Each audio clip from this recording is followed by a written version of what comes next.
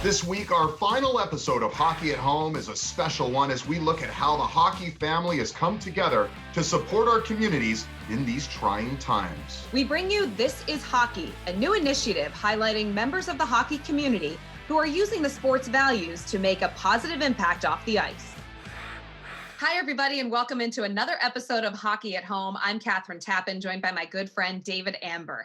Over the last 10 weeks, we have given you a glimpse into the lives of hockey players in their homes. But now we're going to show you all the work they've been doing outside of their homes and the tremendous efforts they've had in their communities. Yeah, important work has been done during this pause. Of course, there's all the work during the pandemic to make sure people are taken care of during COVID-19. As well, the discussion continues about inclusion and racial equality, and we're going to talk to a few players about what they're doing for that. Yeah, and This is Hockey explores the commitment that we have to joining these communities and exploring the vibrant efforts of maintaining that healthy environment through our sport. And Kat, let's take a look at what the 32 clubs have been doing during the pause.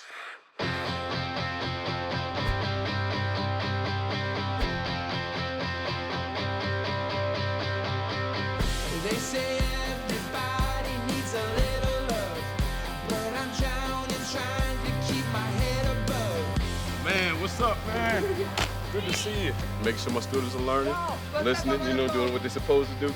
Some things are out of your control, but what you do control is how you respond. Last chance, nothing left. Take a stand, 'cause we're not going anywhere. Let it cry, they can try, but we won't die, 'cause we're not going anywhere. We're not going anywhere. Do as expected, and when you have the opportunity, do more. Running the Territory Trot 5K to benefit the Florida Panthers Foundation's COVID-19 relief efforts. We're really excited to be partnering with the Anaheim Ducks to help us promote our blood drive. Quick drill here for all you kids that you can do at home. Welcome to another edition of Workout Wednesday. Hello everyone, and welcome to another story time with Coach Kyle.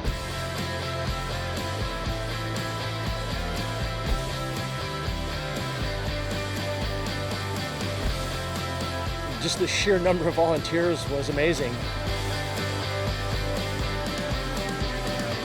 Last chance, nothing left. Take a stand, 'cause we're not going anywhere.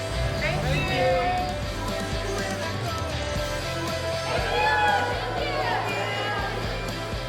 Thank you, LA Kings, for joining us. Thank you. Appreciate the Anaheim Ducks coming out to support us. We can't thank you enough for your partnership and your support.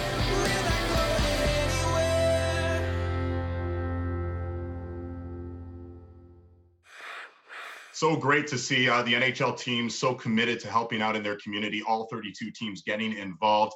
As we head down to Southern California, the Anaheim Ducks, they were very involved over the last 3 months. Let's welcome in Aaron Tietz, President of Business Operation for the Anaheim Ducks, and Jerry Creekpalm, the COO of Second Harvest Food Bank of Orange County. You guys were so impactful over the last few months. Thanks for being here, Hockey at Home. And start with you, Aaron.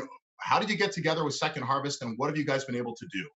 Well, if you're familiar at all with our ownership, Henry and Susan Samueli, they see the franchise as a community asset, and certainly Honda Center here as a community landmark, and really want to use that platform of professional sports to create positive change. The decision to connect with Second Harvest was simple. We're talking about connecting with outstanding community-minded organizations to make a change, and you don't have to look much further than Jerry and what he's been able to accomplish with his selfless staff and continuing to give back to the community and connect in a time of need. Jerry, how has the community reacted to everything you guys have been able to accomplish? Well, I would say the community's reaction has been extremely favorable, both as with our partnerships with the Ducks and our partners in the network down the front line of getting the food distributed. Our relationship with the Ducks goes back long before COVID-19 hit. We partnered with our efforts to our mission of feeding people in Orange County for over 10 years. So it was a very natural opportunity to talk to them and explain what we were going to try to do, which is essentially have a drive-through distribution that we could safely distribute food. They were an immediate, emphatic, yes, we want to be on board, and the rest, it just took off. Yeah, thankfully. So it's such an important time to have such an impactful thing to do within the community. Aaron, you mentioned the Samueli family. I understand they've made the Honda Center a hub of sorts, right? As far as helping run different events. Talk about what they've been able to do at the Honda Center. Yeah, we've, in addition to the things that we've been able to do with Second Harvest, we actually connected with local Orange County clerks, and we have some pop-up marriages that have been taking place here. So we call it Hitched at Honda Center. With the onset of the pandemic, there's a need for a blood drive, so we've been using the parking lot there. So we've been able to, kind of facilitate opportunities to help a partner and certainly help the community. We got a chance to have a little graduation ceremony for a class of 2020. So just a really cool time to have an opportunity to give back to a graduate that probably was feeling a little left out in their ceremony. That's great stuff. Jerry, I'll leave you with this. What are you most proud of when you see what the Ducks have been doing, what Second Harvest has been doing over these NHL pause? I think what I would be most proud of all of this is the speed in which we were able to adapt and adjust so much so quickly, and then to be able to handle the volume that we're moving. Just as a simple, in February we were averaging about 2 million pounds a month. March that was 3, April 4, May 5 million, and June projecting to be 6 million pounds of food coming through this facility. We would not have been able to accomplish that without the support of the Ducks, and we're extremely grateful to Aaron and the team over there that really was a big part of helping us achieve that. Well, that was beautifully said, and congratulations to both of you helping lead a great initiative in Southern California. Aaron and Jerry, thank you, and we look forward again to hockey returning, but in the meantime, keep up the great work. Thank you, David. Fantastic. Thanks for having us, David. Take care, Aaron. Straight ahead on Hockey at Home, we take a closer look at some NHL players making an impact during this pause, including the Hawks' Duncan Keith, who joins us next.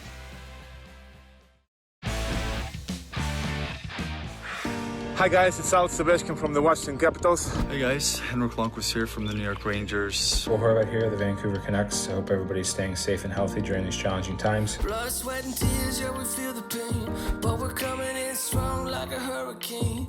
Even if it's looking grim like we won't win, gonna fight to survive yet to the end. What's up guys, Tyler Sagan here, and I accept the All-In Challenge. We're happy to announce that we're going to be a part of this All-In Challenge. We'd like to treat you guys to lunch and dinner today. Hey, thanks for all the food, guys out in the field. Really appreciate it.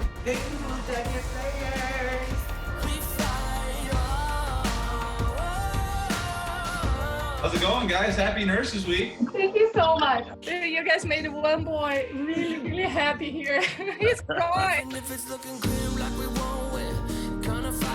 Oh, no! Oh, my God! I'm excited to announce that we've crossed over $317,000 raised today.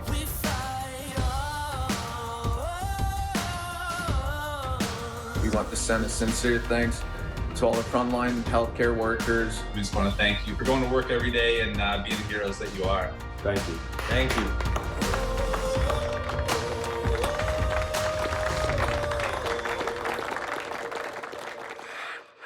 Well, that was a great look at how some NHL players have been putting their best skate forward during the pandemic. And joining us now is three-time Stanley Cup champion from the Chicago Blackhawks, Duncan Keith. And Duncan, it was great to see Keith Relief, your foundation, being a part of that piece as well. And the partnership that you have with Gibson's Italia, being able to deliver meals to the Ronald McDonald House, as well as local hospitals throughout the city of Chicago, and the firefighters and everybody that needed some meals during this awful time. Describe to me how this idea came about and why you felt the need to step in and help out. Well, I think you with everything going on with the virus and you hearing about doctors and nurses and the hours of work that they're putting in, and really at the end of the day, just basically risking their lives, being on the front lines, I felt like it was the least I could do was to try to help out. And Keith Relief kind of goes in the name to try to give them a break, and lucky to be able to provide them from a great restaurant like Gibson's Italia. But most importantly, just being able to get the nurses, doctors, and the people at Ronald McDonald House, the families there, some good food in such a tough time that everybody's going through. Yeah, you mentioned that partnership with Gibson's Italia, of course, one of the renowned restaurants in the city of Chicago. And Keith Relief has been around since 2011, and you guys have done so much great work in that community. And anybody that follows along on your Instagram handle, as well as Keith Relief Foundation and Gibson's as well, knows the work that you've done over the years. But how proud are you, Duncan, of all the efforts that you've done in the city where you've played your entire career in? Yeah, it's been fun. It's gone by so fast, but I've been lucky to be part of a great organization and be in such a great city of Chicago with such great people. You know, it was just a way to give back, and you know, luckily it's had a lot of success. I've been lucky to have great teammates that have been a part of it that continually show up year after year at the event. And the Blackhawks have been very supportive. It's been a great partnership with Ronald McDonald House. So I've been lucky to be surrounded with a lot of great people that have been involved, that do a lot of work, and you know, ultimately help out a lot of people. What about Keith Relief going forward, Duncan? Do you have plans to implement these kind of deliveries and this kind of support for the community moving forward?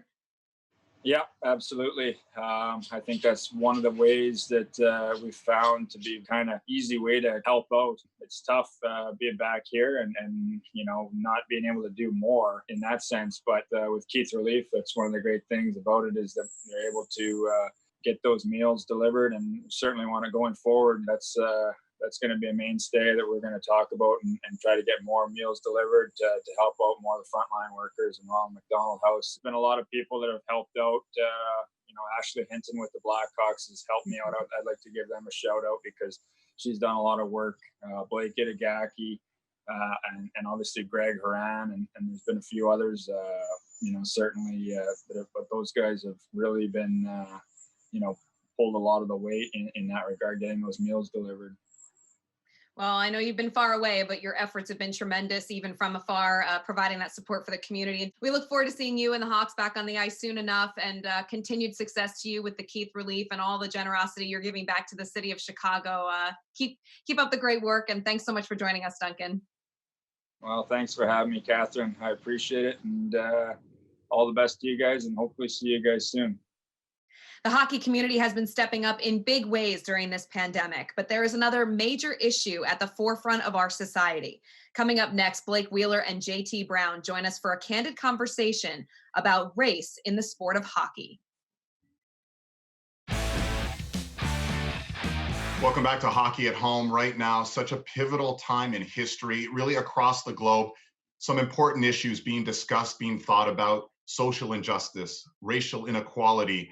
A time for us to reflect and really see how we could be part of the solution moving forward. And the hockey community is no different. They want to take a closer look inside our community and really find a way to be hockey is for everyone, how we can live up to that slogan. With that in mind, we welcome in two great advocates who've been speaking loudly and clearly about their thoughts on this. JT Brown, a 7-year NHL vet, a member of the Minnesota Wild organization, and of course an NCAA champ as well at University of Minnesota Duluth. And another Minnesotan, Blake Wheeler, the Jets captain, a 7 straight time 20 goal scorer.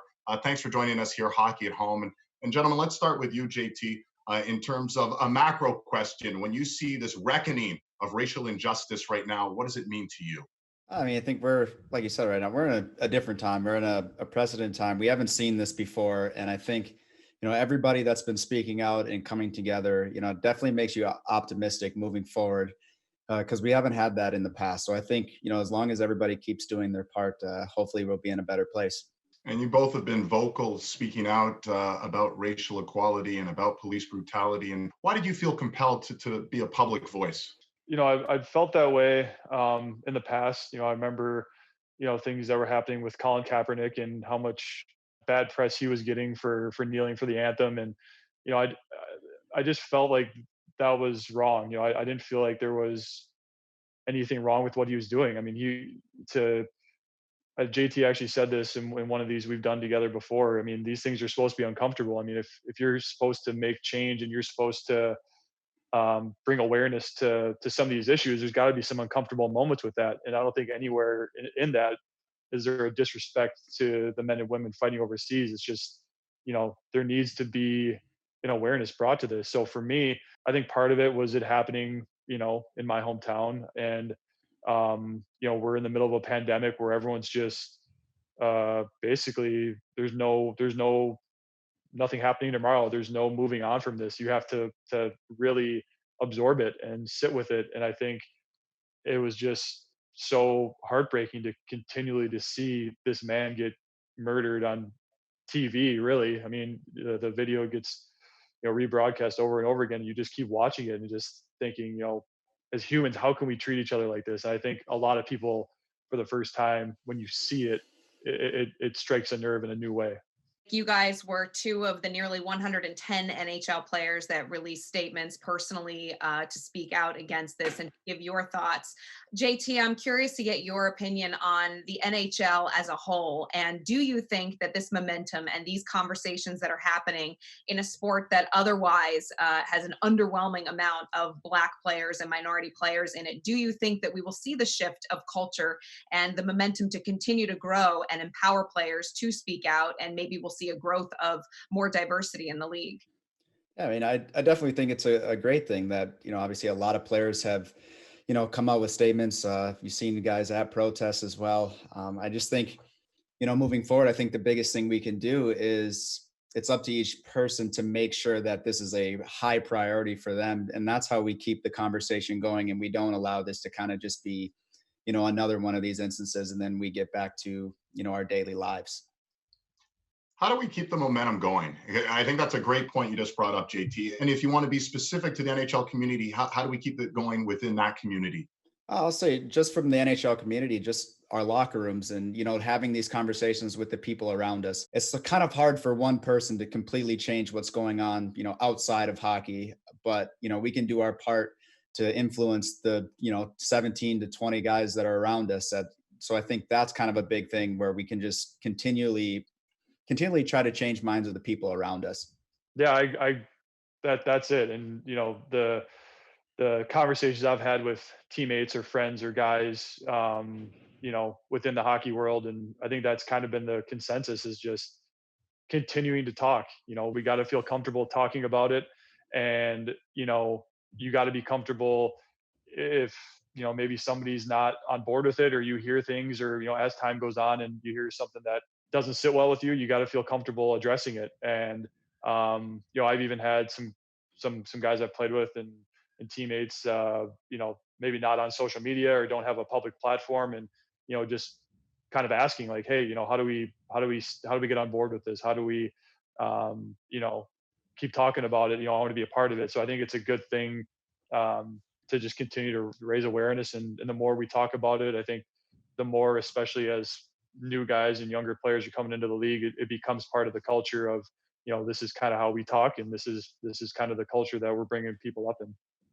JT, take me back to the fall of 2017. You became the first NHL player to protest during a regular season game during the national anthem, putting your fist up to try and raise awareness for minorities and inequalities.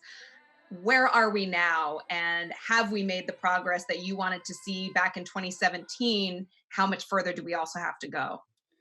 I mean, I think that's yet to be seen. I think as far as, people, I would say more supporting, I think that has been a lot higher. The bigger issue is what are we going to do moving forward, especially once, everybody gets back to sort of their daily lives. And that's even outside of just the NHL as well. So I think the biggest key is how are we going to move forward? And with everybody speaking out and the statements that, I've read, you have to be optimistic. You guys, hockey fans across the globe, are looking forward to the return to play and the Stanley Cup playoffs coming up later next month. How can we use that forum and that platform and all the excitement around the Stanley Cup playoffs as a call to action to continue this conversation? JT, what do we need to do to utilize this incredible time of year for hockey to try and continue to gain momentum with this? Yeah, I mean, especially with nothing's been going on, I think all eyes will be on the NHL and the other sports that may get started again. So I think there's no better time to keep the conversation going, and whether that's still keeping with the posts, or like I said, just having these conversations, the media asking questions about how guys feel. I think as long as the eyes are on us, we can do the best, or the most we can do right now is to keep the conversation going. Are either of you planning to make any type of statement? Are we going to see a raised fist again JT or Blake, anything you and maybe some of your friends on the team are thinking about? I mean, I haven't talked to anybody as a team, but kind of going forward, I think it's all up to each person what their personal preference is, whether or not it's a single person, a team. It'd be definitely cool to see a team do something in solidarity, but again, I think it has to go to each person what they want to do, and then as collectively as a team, where the vibes are at. Yeah, I think that's to be determined. I think those are conversations that are probably best to be had in person. And, if and when we get back to Winnipeg, and, there's certainly going to be conversations had as a group of everything that's gone on and what's transpired. And so you just kind of take those things and get the vibe of the group and continue that conversation going. But yeah, it's definitely a personal thing. And I'm not really sure what the answer is of that right now, but I can certainly guarantee there's going to be conversations about, how we feel about it as a group, and what we can do going forward. And I like to just kind of point back at that too. There's other ways to show your solidarity too, besides say taking a knee or raising a fist. I mean, even just pregame when we're playing soccer, shirts can be made, linking arms that you've seen in the NFL before as well. So there's plenty of other options besides, I guess the kneeling or raising a fist. There's other ways for guys to get involved. Let me leave you with this, gentlemen. You've talked about it, both of you individually during this interview, about educating yourselves, educating others. If you're a hockey fan or a hockey parent, a player, an executive, an owner, how do you think these groups should go about educating themselves so that we have this dialogue going forward, so that people are identifying these issues and really trying to understand and have a level of empathy and understanding that will really help resolve these issues moving forward? I mean, I think first talking to people that you respect. I think every time I talk to somebody, or, I talk to Blake and I get another understanding from him, and I respect those understandings, and I want to learn, and I want to hear what other people are saying. And I think at the other side is also, I mean, we have the internet, so there's plenty of resources, plenty of books that we can read, and, to stay educated on this. I mean, it's exactly that. I think the most meaningful thing you can have is a conversation with somebody, preferably face to face. But getting to know JT here pretty well over these. But you learn so much about people and their experiences, and how things felt for them. And I think that makes it hit home more when you can see and you can feel and you can have a conversation that makes you put yourself in somebody else's shoes. And there's tons of literature out there. Obviously, with social media, there's a lot out there too. And so there's endless supplies of resources to try to grow your understanding of what's happening. We appreciate both of your perspectives, and certainly taking the time to have these conversations with us and to have them with the fans and everybody else who's listening and watching. So JT and Blake, thank you both very much. And best of luck to you guys as well as you continue to take a stance and use your leadership positions to create a voice. Well, thank you. Thanks for having us. Thank you. Well, David, a very powerful and heavy conversation to end our Hockey at Home series with, but a very important one as we continue to spotlight This Is Hockey and creating those safe and inclusive environments throughout the sport. Listen, it's a work in progress. These are conversations that we need to keep still having, and we're doing things. We're moving in the right direction. There's some momentum going in the right way. It's been a lot of fun. You can believe that's it? The next time I'm going to see you, Kat, will be at a hockey rink, hopefully sooner than later. So thanks to everyone for tuning in. Hockey at Home. Hope you've enjoyed seeing what the players have been up to during this pause at home, and we've dug into some important initiatives as well, Kat. It's been fun, DA. Fun being with you, but hockey at the rink is next, I hope.